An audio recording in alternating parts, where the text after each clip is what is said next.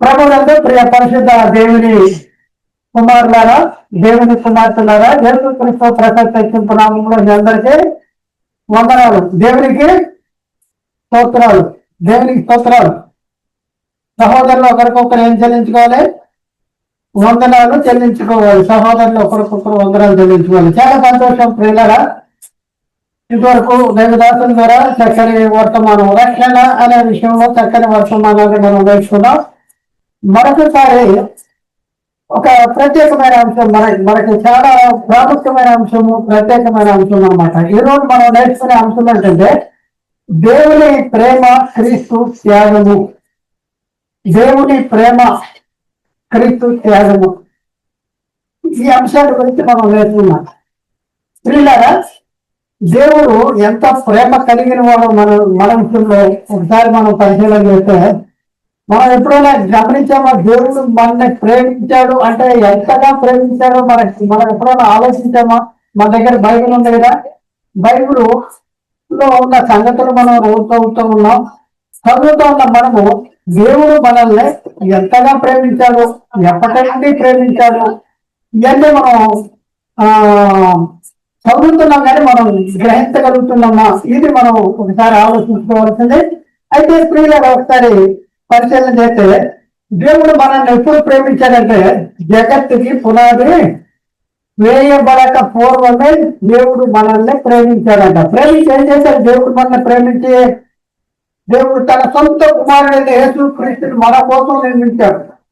బైబిల్లో మనం చూస్తే ఎస్టీ పత్రికలో 1:4 వచనాల్లో మనం చూస్తే ఎట్లనగా తన ప్రియుడు తాను ఉచితముగా మనకు అనుగ్రహించిన తన కృపామహిమకు కీర్తి కలిగినట్లు తన చిత్త ప్రకారమైన దయా సంకల్పము చొప్పున మనను యేసుక్రీస్తు ద్వారా తనకు కుమారులుగా స్వీకరించుకోవాలని ముందుగా నిర్ణయించాడు. అంటే ఎంత ముందుగా అంటే జగత్తుకి పునాది వేయబడక ముగిసే దేవుడు మనల్ని తన కుమారుడైన యేసుక్రీస్తులో మనల్ని కుమారులుగా చేసుకోవాలనేటువంటి ఒక సంకల్పము, దేవుని యొక్క సంకల్పము, దేవుని యొక్క ప్రణాళిక, దేవుని యొక్క ఆలోచన, దేవుని యొక్క ఏర్పాటు మన విషయంలో ఎప్పుడు కలిగి ఉన్నాడంటే జగత్తుకి పునాది వేయబడక పూర్వమే మన విషయంలో దేవుడు గొప్ప ప్రణాళిక కలిగి ఉన్నాడు. గొప్ప ప్రణాళిక కలిగి ఉన్న దేవుడు ఏం చేశాడు అంటే యేసుక్రీస్తు ద్వారా నియమించుకున్నాడు. కాబట్టి యేసుక్రీస్తుని మన కోసము నియమించాడంట, రక్షకుడుగా నియమించాడు. పేతురు రాసిన మొదటి పత్రిక 1:20 అక్కడ మనం చూస్తే ఆయన జగత్తు పునాది వేయబడక మునిపే నియమింపబడను, కానీ తను మృతులలో నుండి లేపి తనకు మహిమనిచ్చిన దేవుని ఎడల విశ్వాసులైన మీ నిమిత్తము ఆయన కడవరి కాలంలో ప్రత్యక్షమైనట. జగత్తుకి పునాది వేయబడక మునిపే యేసుక్రీస్తు నియమించబడతాడు. యేసుక్రీస్తునే మనకి రక్షకుడిగా నియమించింది ఎవరు? తండ్రి అయిన దేవుడు. తండ్రి అయిన దేవుడు మనల్ని ఎంతగా ప్రేమించాడు ఒకసారి. మనం లేనప్పుడే, ఈ భూమి లేనప్పుడే, ఈ ఆకాశం లేనప్పుడే, సూర్యుడు, చంద్రుడు, నక్షత్రాలు, గాలులు, ఎండలు, వానలు ఇవేమి కూడా లేనప్పుడే, మనం చూస్తున్నప్పుడు ఏది లేనప్పుడే దేవుడు నిన్ను నన్ను కావాలనే ఆయన కోరుకుని తన సొంత కుమారుడైన యేసుక్రీస్తుని మన కోసం నియమించాడంట. చూడండి, దేవుడు ఎందుకు నియమించాడు యేసుక్రీస్తుని? దేవుడు యేసుక్రీస్తుని ఎందుకు నియమించాడు అంటే భూలోకంలో ఉన్న వారిని, పరలోకంలో ఉన్న వారిని ఏకముగా చేయాలని దేవుడు సంకల్పం. అంటే అనేక కుమారులు కావాలనుకున్నాడు కదా, ఆ కుమారుల్ని పరలోకం తీసుకురావడానికి దేవుడు క్రీస్తుని నియమించాడట. కొలసి పత్రికలో 1:19 ఆయన ఏందో సర్వ సంపూర్ణత నివసింపవల్లనే ఆయన శిలువ రక్తం ద్వారా ఆయన సమస్తమును, అంటే సమస్తం అంట, ఏది సమస్తము? భూలోకమందున్నవి అయినను పరలోకమందున్నవి అయినను వాటన్నింటినీ ఆయన ద్వారా తనతో సమాధానపరుచుకున్న వల్లని తండ్రి అభిష్టము. అబ్బా, ఎంత అభిష్టం అంట. ఇది తింటారా అంటే నాకు ఇష్టమే కానీ వద్దులేండి అంటే, ఇవి తింటారంటే అప్పుడు నాకు చాలా ఇష్టం అండి. అభిష్టం అంటాడు. అభిష్టం అంటే చాలా చాలా చాలా ఇష్టము. దేవునికి చాలా చాలా ఇష్టమేంటి? మనము పరలోకం యేసుక్రీస్తు ద్వారా పరలోకంలో ఉన్న వారిని, భూమి మీద ఉన్న వారిని ఏకంగా సమకూర్చాలంట. దేవుడు మన గురించిన ప్రేమ ప్రత్యక్షపరచబడిందంట. ఎట్లా? యోహాను రాసిన మొదటి పత్రిక 4వ అధ్యాయం 9వ వచనంలో, యోహాను రాసిన మొదటి పత్రిక 4వ అధ్యాయం 9వ వచనంలో అక్కడ ఏమనుందంటే, మనము ఆయన ద్వారా జీవించినట్లు దేవుడు తన అద్వితీయ కుమారుని లోకంలోనికి పంపెను. దీని వలన దేవుడు మన ఎందుంచిన ప్రేమ ప్రత్యక్షపరచబడింది. దీని చూడండి, దేవుడు తన సొంత కుమారుని యేసుక్రీస్తుని లోకాన్ని పంపించి ఏంటంట, ఆయన ద్వారా మనల్ని దేవుడితో సమాధానం పరుచుకోవాలని దేవుడు తలంచాడంట. దేవుడు మన ఏళ్ళ ప్రేమను, దేవుడు మన ఏళ్ళ తన ప్రేమను వెల్లడిపరుస్తున్నాడట. ఏంటి ప్రేమను వెల్లడిపరిచేది? రోమపత్రిక 5వ అధ్యాయం 8వ వచనంలో, అయితే దేవుడు మన ఏడల తన ప్రేమను వెల్లడిపరుస్తున్నాడు. ఎట్లనగా మనం ఇంకా పాపులుగా ఉండగానే క్రీస్తు మన కోసము చనిపోయారు. దేవుడు మరి క్రీస్తుని ఎప్పుడు పంపించాడు అంటే, మనం ఇంకా పాపులుగా ఉండగానే క్రీస్తుని మన కోసము పంపించాడు అంటాడు. పంపించాడు. ఆయన తన కుమారుని మరణం ద్వారా దేవునితో సమాధాన పరిచాడంట.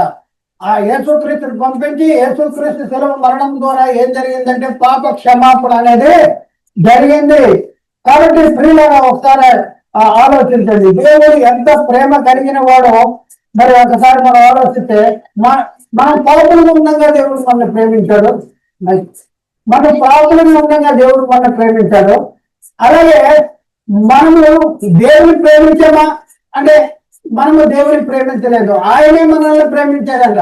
మన యోహాను రాసిన మొదటి పత్రిక 4వ అధ్యాయం 10వ వచనంలో, మనము దేవుని ప్రేమించటం అని కాదు, తానే మనలను ప్రేమించి మనం పాపము నిమిత్తము ప్రాయశ్చిత్తముగా ఉండడానికి దేవుడు యేసుక్రీస్తుని పంపించాడంట. యేసుక్రీస్తు లోకానికి వచ్చే కాలానికి, లోకంలో ఉన్న ప్రజలు ఎలాంటి పరిస్థితుల్లో ఉన్నారంటే, రోమపత్రిక 3:23లో, ఏ భేదం లేదు, అందరూ పాపం చేసి దేవుడు అనుగ్రహించే మహిమను పొందలేకపోతున్నారండి. దేవుడు అనుగ్రహించే మహిమను పొందలేకపోతున్నారు, ఏ భేదము లేదు అనేసి చెప్పబడింది. కాబట్టి ప్రియులారా ఒకసారి ఆలోచించండి, ఏ భేదం లేదట, అందరూ పాపం చేసి. అయితే ఇక్కడ మనం పరిశీలన చేస్తే ఏం జరుగుతుంది అంటే, దేవునికి మనకి మధ్యలో ఏమంటే వస్తుందంటే పాపం అనేది అడ్డు వస్తుంది. యెషయా గ్రంథం 5వ అధ్యాయం 1-2 వచనాల్లో మనం చూస్తే, మీ పాపమును ఆయన ముఖమును మరుగుపరిచిన కనుక ఆయన ఆలకించుకున్నాడు. పాపాలు వచ్చేసింది, పాపము ఏ భేదం లేదు, అందరూ పాపం చేశారు. అయితే ఈ పాపాన్ని తీసివేయాలంటే మరి పాపం ఎలా పోతుంది? పాపం అంగట్లో దొరికేదా పాపము అంటే? అంగట్లో దొరికేది ఒకసారి ఆలోచించండి. పాప క్షమాపణ అనేది లోకంలో దొరికేది కాదు, అంగట్లో దొరికేది కాదు. దొరుకుతా ఎక్కడైనా నాకు ఒక కిలో పాప క్షమాపణ ఉన్నాయని ఎవరైనా అడుగుతారా? అడిగితే దొరికేది కాదు. అందుకని బైబిల్లో రాయబడింది ఏంటంటే, ఎవడును ఏ విధంగా చేతనైనను తన సహోదరుని విమోచించలేడు, వాడు పుణ్యము చూడక నిత్యము బ్రతుకున్నట్లు వాని నిమిత్తము దేవుని సన్నిధిలో ప్రాయశ్చిత్తము చేయగలవాడు ఎవడు కూడా లేడు. వాని ప్రాణ విమోచన ధనము అతి గొప్పది, అది ఎన్నటికీ తీరక అట్లు ఉండవలసినదే అనేసి ఎక్కడ రాయబడింది? కీర్తన గ్రంథంలో 49 కీర్తన 7-9 వచనాల్లో రాయబడింది. అయితే ప్రియులారా, మరి పాపులుగా ఉన్నారు, పాపం చేసి పాపులు అవుతున్నారు. మరి అలాంటి పరిస్థితుల్లో మరి ఏం జరిగిందంటే, పాపము వస్తే జీతం ఏంటంటే మరణము. మరణం అంటే శరీర సంబంధమైన మరణం కాదు, ఆత్మ సంబంధమైన మరణము. శరీరంలోంచి ఆత్మ బయటకు వెళ్ళిపోతే, పాపము చేస్తూ పాపములో ఉండి చనిపోతే నిత్య నరకానికి వెళ్ళిపోయేటటువంటి పరిస్థితి. అందుకనే 6:3 ఏముందంటే, ఏలైనగా పాపములో జీతము మరణము. అయితే ప్రియులారా, ఇలాంటి పరిస్థితుల్లో దేవుడు యేసుక్రీస్తు వారిని నియమించాడు. యేసుక్రీస్తు వారు ఈ లోకానికి వచ్చాడు. ఈ లోకానికి ఎలా వచ్చాడు అంటే, పాప శరీరాకారాన్ని ధరించుకుని ఈ లోకానికి వచ్చాడు. మన పాపము ఆయన భరించడానికి మన పాపము నుండి విమోచించడానికి దేవుడు తన సొంత కుమారుడైన యేసుక్రీస్తుని లోకానికి పంపించాడు. అందుకనే మీరా ఒకసారి మనం ఆలోచించండి, ఎలాంటి పరిస్థితుల్లో ఉన్నాడో. ఈ లోకానికి రాకముందు దేవుడు యేసుక్రీస్తు ఎక్కడ ఉన్నాడో అంటే దేవుడే ఎంత ఉన్నాడు, దేవుని దగ్గర ఉన్నాడు, తండ్రి అయిన దేవుని దగ్గర ఉన్నాడు. ఆది ఎందు వాక్యం ఉండను, వాక్యము దేవుడి యొక్క ఉండను, వాక్యము దేవుడే ఉండను. ఆ వాక్యమే శరీరధారి కృపాసత్య సంపూర్ణంగా మన మధ్య నివసించాడు అనేసి లేఖనాలు రాయబడింది. కాబట్టి ఆయన దేవుని దగ్గర ఎలాంటి మహిమలో ఉన్నాడు? ఆయన దేవుని స్వరూపము కలవాడండి, దేవునితో సమానముగా ఉండుట విడిచిపెట్టకూడని భాగ్యమని ఎంచుకోలేదు. కానీ మనిషిని కోరికలో పుట్టి దాసుని స్వరూపము ధరించుకొని తను తానే రీతిగా చేసుకున్నాడు. ఎవరి కోసం? అంత మహిమలో దేవుని స్వరూపం కలిగిన వాడు, దేవునితో సమానంగా ఉండేటటువంటి వాడు దాసుని స్వరూపం ధరించుకొని వ్యక్తుడిగా ఈ లోకానికి రావాల్సిన అవసరం ఎందుకు వచ్చిందంటే దేవుని ప్రేమ ప్రత్యక్షత యేసుక్రీస్తు. క్రీస్తు ఆయన త్యాగము పరలోక మహిమను విడిచిపెట్టి లోకానికి వచ్చాడు. ఎందుకు వచ్చాడు అంటే బైబిల్లో చాలా సంగతులు రాయమండి. మొదటి యోహాను రాసిన మొదటి పత్రిక 3:5 పాపము తీసివేయటకే ఆయన ప్రత్యక్షమైన ఉంది. లోకాసు వార్త 19:10 అక్కడ ఏమో రాయబడింది, నశించిన దాన్ని వెతికి రక్షించటకు దేవుడు మనిషి కుమారుడు లోకానికి వచ్చాడని ఉంది. అలాగే యోహాను రాసిన మొదటి పత్రిక 3:8 అక్కడ ఏమో రాయబడింది, అపవాది యొక్క క్రియలు లయపరచుటకు దేవుని కుమారుడు లోకానికి వచ్చాడు. అవును, మనిషి కుమారుడు పరిచారం చేయించుకుంటానికి రాలేదు, పరిచారం చేయుటకు అనేకులకు ప్రతిగా ప్రాణం పోచిన క్రైతనముగా తను తాను అప్పగించుకుంటానికి వచ్చినటువంటి పరిస్థితి. మత్తయి సువార్త 20:28 ఈ మాట రాయబడింది. వీళ్ళని ఒకసారి ఆలోచించారు. ఆయన మన నిమిత్తము ప్రాణం పెట్టారంట. ఈ మొదటి పత్రిక యోహాను రాసిన మొదటి పత్రిక 3:16 ఆయన మన నిమిత్తము ప్రాణం పెట్టాను కనుక ప్రేమ ఎట్టుతో మనం తెలుసుకొనుతున్నాము అంటాడు. అలాగే ఎత్తు పత్రిక 5:2 క్రీస్తు మమ్మల్ని ప్రేమించి పరమల వాసనగా ఉండటానికి తాను దేవునికి బలిగా అర్పణగా అప్పగించుకున్నాడు. బలిగా అర్పణగా అర్పించాడు. ఎందుకంటే మనల్ని ప్రేమించాడు కనుక ఆయన ఎవరి కోసం చనిపోయాడు? అందరి కోసం విమోచన క్రయధనముగా తను తానే సమర్పించుకున్నాడు. అందరి కోసము, మనందరి కోసము విమోచన క్రయధనంగా. విమోచన ఎవరు విమోచించలేరు. ఎలా పాప క్షమాపణ ఎలా జరుగుతుందంటే క్రీస్తు రక్తమునందరి విశ్వాసం ద్వారా మన అపరాధాల క్షమాపణ అనగా పాప క్షమాపణ జరుగుతుందంట. ఎందుకు చేశాడంటే దేవుని యొద్దకు మనల్ని తీసుకుని రావడానికి మనమైన అనీతిమంతుల కోసము నీతిమంతుడు అయిన యేసుక్రీస్తు శరీర విషయంలో చంపబడినాడు అనేసి అక్కడ రాయబడింది. ఇంకా మనం చూస్తే గలతీ పత్రిక 1:4 క్రీస్తు మన తండ్రి అయిన దేవుని చిత్త ప్రకారము క్రీస్తు మనలను ప్రస్తుత దుష్ట కాలం నుండి మోచించాలని మన పాపము నిమిత్తము తాను అప్పగించుకున్నాడు. ఇవన్నీ మనం చూస్తుంటే ఇవన్నీ కూడా క్రీస్తు మన ఇచ్చిన ప్రేమ, ఆయన త్యాగము ఎంత గొప్పదో ఒకసారి ఆలోచన. మన పాపము నిమిత్తం తెలిసి అలాగే Roman 6:25 మన అపరాధముల నిమిత్తం అప్పగించుకున్నాడు, మనల్ని నీతిమంతులుగా చేర్చడానికి తిరిగి లేచాడు. కాబట్టి ఎస్టీ 1 అక్కడ ఏమో రాబడిందంటే ఆ ప్రియుడు ఆయన రక్తం వలన మనకు విమోచన అంట. అనగా మన పాపములకు మన అపరాధాలకి క్షమాపణ కలిగి అంటున్నాడు. Roma 5:9 కూడా కాబట్టి ఆయన రక్తం వల్ల ఇప్పుడు నీతిమంతులుగా చేర్చబడి మరింత నిత్యముగా ఆయన ద్వారా ఉగ్రత నుండి తప్పిస్తున్నారు. ఉగ్రత అంటే ఏ ఉగ్రత? నిత్య నరకానికి వెళ్ళిపోయేటటువంటి ఉగ్రత అందరిని తప్పిస్తున్నాడు. కాబట్టి మనం చూస్తే వీళ్ళ ద్వారానే పాప క్షమాపణ కలుగుతున్నది, పవిత్రమైందనేసి అపోస్తలుల కార్యం 13:38 అక్కడ రాయబడింది. కాబట్టి కొలసి 1:14 కూడా ఆ కుమారుడు మనకు విమోచన అనగా పాప క్షమాపణ కలుగుతున్నది. అలాగే రోమ పత్రిక 3:24 కాబట్టి నమ్మువారు ఆయన కృప చేతనే క్రీస్తు యేసునందరి విశ్వాసం ద్వారా క్రీస్తు యేసునందరి విమోచన ద్వారా ఉచితంగా నీతిమంతులు. డబ్బులు ఇవ్వాల్సిన అవసరం లేదు, ఉచితంగా ఒప్పుకుంటే చాలు. యేసు క్రీస్తు దేవుని కుమారుడు, క్రీస్తు రక్షకుడు, నా కోసం యేసు క్రీస్తు సిలువలో బలైపోయాడు అనేసి యేసు క్రీస్తుని దేవుని కుమారుడు రక్షకుడు ప్రభు అని విశ్వసించి యేసుక్రీస్తు నామములో బాప్తిసం తీసుకోవడం వలన మన పాపాలకి క్షమాపణ అనేది జరుగుద్ది. కాబట్టి ప్రియులారా ఒకసారి ఆలోచన, ఎవరైతే యేసుక్రీస్తు దగ్గరికి వచ్చారో వాళ్ళ గురించి బైబిల్ ఏం చెప్తుందంటే, కాగా ఎవరైనా క్రీస్తులలో ఉన్నాయన వాడు నూతన సృష్టి, పాతవి గతించను, సమస్తము క్రొత్తవారంట. కాబట్టి ప్రియులారా ఇప్పుడున్న పరిస్థితుల్లో ఏం జరిగిందంటే, ఆ క్రీస్తు యేసు సెలవులు ఏం చేశాడంటే మరణాన్ని నిరసనం చేశాడు, జీవాన్ని అక్షతను సువార్త వల్ల వెలుగులో తెచ్చాడంట. తిమోతికి రాసిన 2వ పత్రిక 1:10 1:10 ఇక్కడ రాయబడి ఉంది. కాబట్టి ఒకసారి ఆలోచన చేసుకోవాల్సిన అవసరం ఉంది. యేసుక్రీస్తు సెలవు మరణం ద్వారా మనకేంటి లాభం అంటే, మనకి పాప క్షమాపణ, 2 రక్షణ, 3 నిత్య జీవము, ఆ తర్వాత మనకి దేవుడి కుమారులు అవటం, పరలోక పౌరసత్వంలో అవటం, దేవుడి ఇంటి వారిగా తీర్చబడతాం. ఎంత గొప్ప ఆధిక్యత మనం ఒకసారి ఆలోచన చేసుకోవాల్సిన అవసరం ఉంది. రోమపత్రిక 8:18 అక్కడ ఏం రాయబడిందంటే, మన ప్రత్యక్షము కాబోయే మహిమ ఇప్పుడు కాలపు శ్రమలో ఎన్నటైనా కావంటాడు. మన ప్రత్యక్షం అయ్యేటటువంటి మహిమ ఎంత గొప్పదో ఒకసారి ఆలోచించండి. శరీరము మన అయిపోతే మరి ఆత్మ ఎక్కడికి వెళ్ళాలి? పరలోకం వెళ్ళాలి. పరలోక మహిమ ఎంత గొప్పది ఒకసారి ఆలోచన చేసుకోవాల్సిన అవసరం ఉంది.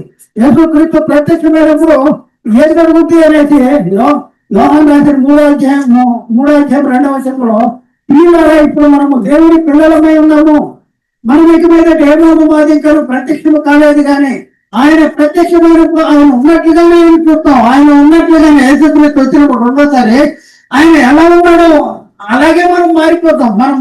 మన దేన శరీరము తన మహిమ గల శరీరానికి సమరూపము గలదానిగా మారిపోద్ది. కొలసీ పత్రిక 3:4 మనకు జీవమైన క్రీస్తు ప్రత్యక్షమైనప్పుడు మీరు ఆయనతో కూడా మహిమను ప్రత్యక్షపరచబడతారు అనేసి అక్కడ రాయబడింది. కాబట్టి మరి మొదటి శతాబ్ద కాలంలో మనం చూస్తే పేతురు గారు చెప్తున్నాడు, అపోస్తల కార్యం 2:38. ఇప్పుడు మన పరిస్థితి ఏంటి? మనం ఏం చేయాలి అంటే, పేతురు గారు అప్పుడు కూడా మొదటి శతాబ్ద కాలంలో ఎరుషలేము పట్టణంలో ప్రసంగం చేసినప్పుడు ఆ ప్రసంగాన్ని విన్న వాళ్ళు ఏం చెప్తున్నారంటే, అయ్యలారా మేము వాళ్ళ హృదయాలు తిని మేమేం చేయాలి అని అడిగినప్పుడు అప్పుడు పేతురు గారు ఏం చెప్తున్నాడంటే, అపోస్తల కార్యం 2:38 పేతురు మీరు మారు మనసు పొంది పాప క్షమాపణ నిమిత్తము ప్రతివాడు యేసుక్రీస్తు నామములో బాప్తిజం పొంది అప్పుడు మీరు పరిశుద్ధాత్మ వరాన్ని పొందుతారు. పాప క్షమాపణ జరగాలంటే ఏం చేయాలంటే ప్రతివాడు యేసుక్రీస్తు నామములో బాప్తిజం తీసుకోవాలి. పేతురు అని చెప్పాడు, బాప్తిజం తీసుకోమని ఒకటే మాట చెప్పలా. చూడండి అపోస్తల కార్యం 2:38. కాబట్టి ప్రియులారా ఒకసారి ఆలోచించండి, దేవుని ప్రేమ, క్రీస్తు త్యాగము, దేవుడు మన ప్రేమించాడు. జగత్తు పునాది వేయబడుతుంది. ప్రేమించిన యేసుక్రీస్తు ప్రేమించిన దేవుడు ఏం చేశాడంటే క్రీస్తును మన కోసం బలిగా అర్పణగా అర్పించడానికి ఈ లోకానికి మరి పంపించాడు. మరి యేసుక్రీస్తు ఏం చేశాడు? తను మన కోసం బలిగా అర్పణగా అప్పగించుకున్నాడు. కాబట్టి ఇప్పుడున్న పరిస్థితుల్లో క్రీస్తు రక్తమునందల విశ్వాసం ద్వారా మన అపరాధాలకు క్షమాపణ, పాప క్షమాపణ జరుగుతుంది. మన అపరాధాలకి క్షమాపణ జరుగుతుంది. మరి యేసుక్రీస్తునే రక్షకుడు, దేవుని కుమారుడు, ప్రభువు అని మరి మనం ఒప్పుకుని మారి మనసు పొంది పాప క్షమాపణ నిమిత్తం యేసుక్రీస్తు నామంలో బాప్తిజం తీసుకుంటాం ద్వారా మన ఏం జరుగుతుంది? రక్షణ జరుగుతుంది. రక్షణ దేనికోసం? దేనికి రక్షణ? శరీరానికి రక్షణ, ఆత్మక రక్షణ. ఆత్మకి దేని నుండి రక్షణ కావాలి? శరీరం నుండి ఆత్మ బయటికి రాగానే ఆత్మ నిత్య నరకానికి వెళ్ళకోకుండా ఆత్మక రక్షణ కావాలి. ఆ ఆత్మక రక్షణ కోసమే యేసుక్రీస్తు రక్తాన్ని చిందించాడు.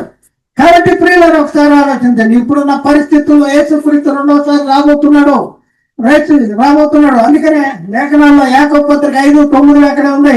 సహోదరులారా మీరు తీర్పు పొందకుండా నిమిత్తము ఒకరినొకడు తనకుడి, ఎందుకంటే ఇదిగో న్యాయాధిపతి వాకిట నిలిచి ఉన్నాడంట, రాబోతున్నాడు. యేసుక్రీస్తు ఎప్పుడు వస్తాడో తెలియదు. మరి యేసుక్రీస్తు వచ్చే లోపలనే మనం రక్షణ పొందవలసినటువంటి అవసరం ఉంది.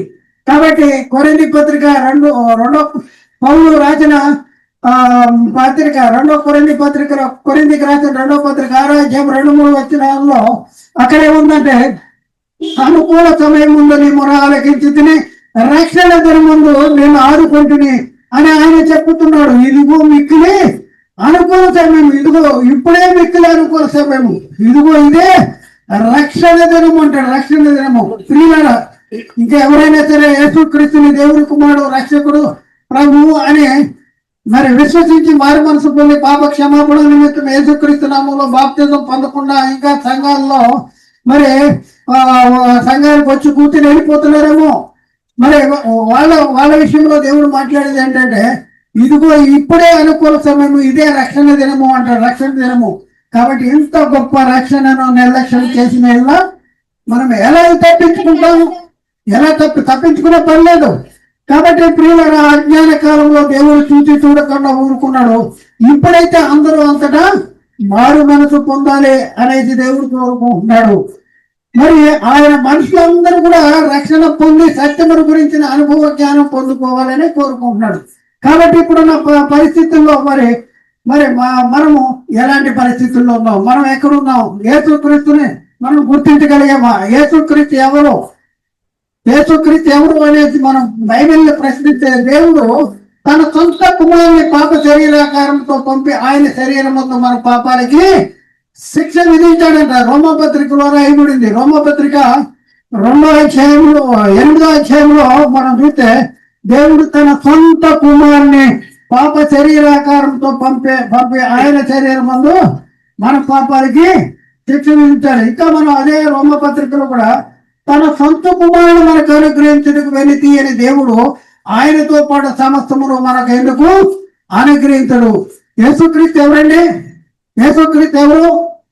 యేసుక్రీస్తు ఎవరు అంటే దేవుని సొంత కుమారుడు, దేవుని యొక్క సొంత కుమారుడు. యేసుక్రీస్తు కూడా చెప్పాడు, యేసుక్రీస్తు నా తండ్రి అంటే నాటి యూదులు అంటున్నారు దేవుడు సొంత తండ్రి అని చెప్తున్నాడు, దేవదూషణ చేస్తున్నారు. యేసుక్రీస్తు నిజమే చెప్పాడు. అక్కడ యేసుక్రీస్తుకి తండ్రి అని దేవుడు ఏమవుతాడు? సొంత తండ్రి అవుతాడు. సొంత తండ్రి యేసుక్రీస్తుకి తండ్రి. మరేమతో చెప్పాడు కదా, యేసుక్రీస్తు మృతుల్లో లేచిన తర్వాత ఆయన ముట్టుకోపోతుంటే ఏమంటున్నాడు? మరియా నన్ను ముట్టుకోవద్దు అంటాడు. ఎందుకంటే నేను ఇంకా తండ్రి ఎద్దకు ఎక్కిపోలేదు, ఎందుకు అంటే మరి ఇప్పుడు దాకా వెళ్ళలేదన్నాడు. మరి ఎక్కడికి వెళ్తున్నాడు? నా తండ్రి, మీ తండ్రి, నా దేవుడు, మీ దేవుడు అయిన వానేతకు ఎక్కిపోతున్నా అన్నాడు. కాబట్టి ప్రియులారా ఒకసారి ఆలోచించి, యేసుక్రీస్తు దేవుడికి ఏమవుతాడు? సొంత కుమారుడు. దేవుడు తన సొంత కుమారుని పాప శరీరాకారంతో పంపి ఆయన శరీరం మందు మన పాపాలకి, రోమపత్రిక 8వ అధ్యాయము, దేవుడు తన సొంత కుమారుని పాప శరీరాకారంతో పంపి ఆయన శరీరం ముందు మన పాపాలకి మరణించాడు. శరీరమును అనుసరింపగా ఆత్మను అనుసరించి నడుచుకొని మన యందు ధర్మశాస్త్ర సంబంధమైన నెరవేర్చబడవలని పాప పరిహారము నిమిత్తము దేవుడు తన సొంత కుమారుని పాప శరీరాన్ని పంపి ఆయన శరీరం శిక్ష విధించాడు. మన పాపాలకు శిక్ష విధించాడు సొంత కుమారుని. అలాగే అదే అధ్యాయంలో 34వ వచనం అనుకుంటా, తన సొంత కుమారుని అనుగ్రహించుటకు వెలితి అని దేవుడు ఆయనతో పాటు సమస్తమును మనకెందుకు అనుగ్రహించాడు. కాబట్టి ఇప్పుడున్న పరిస్థితుల్లో ప్రియులారా, దేవుని ప్రేమ ఎంత గొప్పది ఒకసారి ఆలోచించండి. మనము లేనప్పుడే మన కావాలని కోరుకున్న దేవుడు మరి ఎంత ప్రేమించాడు మన దేవుడు. లోకాన్ని ఎంతనో ఎంతో ప్రేమించాడంట. కొలత లేదది. మనం ఏదైనా నాకు 1/2 కిలో ఇవ్వు, 1/2 కిలో ఇవ్వు, లేకపోతే గది ఇవ్వు, 2 గజాలు ఇవ్వు, తులం ఇవ్వు, 2 తులాలు ఇవ్వు అనేసి మనం దుకాణాల్లో కొనుక్కుంటాం. కానీ మన పాప క్షమాపణ నిమిత్తము దేవుడు పాపాలని క్షమించడం కోసం దేవుడు మన ఎంతగానో ఎంతో ప్రేమించాడంట. కాగా తన అద్వితీయ కుమారునిగా పుట్టిన వాని యందు విశ్వసించు ప్రతివాడు నశింపక నిత్య జీవం పొందినట్లు ఆయనను అనుగ్రహించాడు, మనకు అనుగ్రహించాడు. చూడండి దేవుడు ఎంత ప్రేమ కలిగిన దేవుడు. మరి యేసుక్రీస్తు ఏం చేశాడు? తను తానే బలిగా అర్పణగా మన కోసం అర్పించుకున్నాడు. కాబట్టి ఇప్పుడు క్రీస్తు యేసునందు ఉన్న వారికి ఏ శిక్ష? మరి క్రీస్తు యేసులో ఉండాలంటే ఏం చేయాలి? యేసుక్రీస్తు దేవుని కుమారుడు, యేసుక్రీస్తు రక్షకుడు, క్రీస్తు ప్రభువు. మరి క్రీస్తు నా సెలవులో నా పాపాల నిమిత్తము ఆయన సెలవు వేయబడ్డాడు. మరి ఆయన మృతి పొంది మూడో దినాన్ని తిరిగి లేచాడు, పరలోకానికి వెళ్ళాడు. మరి అంత మాత్రమే కాదు, కానీ ఆయన విశ్వాసంతో వారిని తిరిగి తీసుకువెళ్ళటానికి ఆయన రాబోతున్నాడు. భూమి మీద ఉండగానే జీవించిన కాలంలో ఆయన చెప్పాడు, నా తండ్రి ఇంట అనేక నివాసాలు కలవు, లేని నేను మీతో చెప్పుదును. నేను వెళ్ళి మీకు స్థలము సిద్ధపరచ వెళుతున్నాను. నేను వెళ్ళి స్థలము సిద్ధపరిచి నేనున్న స్థలంలో మీరు ఉండలేగన నేను మరలొచ్చి మిమ్మల్ని తీసుకెళ్తాను అని చెప్పాడు. యేసుక్రీస్తు రాబోతున్నాడు, ఎప్పుడు వస్తాడో తెలవదు. కాబట్టి ప్రియులరే, మనం ప్రతి నిమిషము కూడా మరి అప్రమత్తంగా ఉండాలి. ఎవరైతే యేసుక్రీస్తు నామంలో బాప్తిజం తీసుకోకుండా సంఘంలోనే కొనసాగుతున్నారో, మరి రక్షణ లేనటువంటి పరిస్థితుల్లో ఉన్నారో, మరి అలాంటి వారి విషయంలో దేవుడు చెప్తున్నాడు, ఇదే అనుకూల సమయము, ఇదే రక్షణ దినము అంటాడు. కాబట్టి ఇప్పుడున్న పరిస్థితుల్లో యేసుక్రీస్తు రక్షకుడు అనే దేవుడి కుమారుడు అనే ప్రభు అనే విశ్వసించి, మరి నోటితో ఒప్పుకొని హృదయంలో విశ్వసించి మారు మనసు పొంది పాప క్షమాపణ నిమిత్తము యేసుక్రీస్తు నామంలో బాప్తిజం తెచ్చుకోవడం ద్వారా మనకి రక్షణ, నిత్య జీవము, మహిమ, కృప, పరిశుద్ధత. యేసుక్రీస్తు వచ్చినప్పుడు ఆయన వచ్చినప్పుడు ఎలా మారిపోతాం? ఆయన ఉన్నట్టే ఆయన్ను చూస్తామంట. అంటే మన దేన శరీరం ఎలా మారిపోద్ది? తన మహిమ గల శరీరానికి సమరూపము గల దానిగా మారిపోయేటటువంటి పరిస్థితి. ఎంత గొప్ప రక్షణ నిర్లక్ష్యం చేస్తే ఎలాగో తప్పించుకుంటావు? ఒకసారి ఆలోచించండి. ఎలా తప్పించుకుంటాం? తప్పించుకునే పని లేదు, నిత్య నరకానికి వెళ్ళిపోతాం. కాబట్టి నేడే రక్షణ దినము. మరి ఇప్పుడే మనం ఏం చేయాలి? మనం యేసుక్రీస్తుని నమ్ముకుని మరి పాప క్షమాపణ నిమిత్తం యేసుక్రీస్తు నామములో బాప్తిజం తీసుకుని సంఘంలో చేర్చబడి పరిశుద్ధపరచబడి పరిశుద్ధులుగా ఉండటానికి మనం మన జీవితాన్ని కొనసాగిద్దాం. దేవుడు మాట్లాడిన ప్రతి మాట ప్రతి ఒక్క హృదయంలో నీరుగచ్చి ఫలం చేయను గాక. ఆమేన్. అందరికీ వందనాలు, దేవునికి స్తోత్రాలు.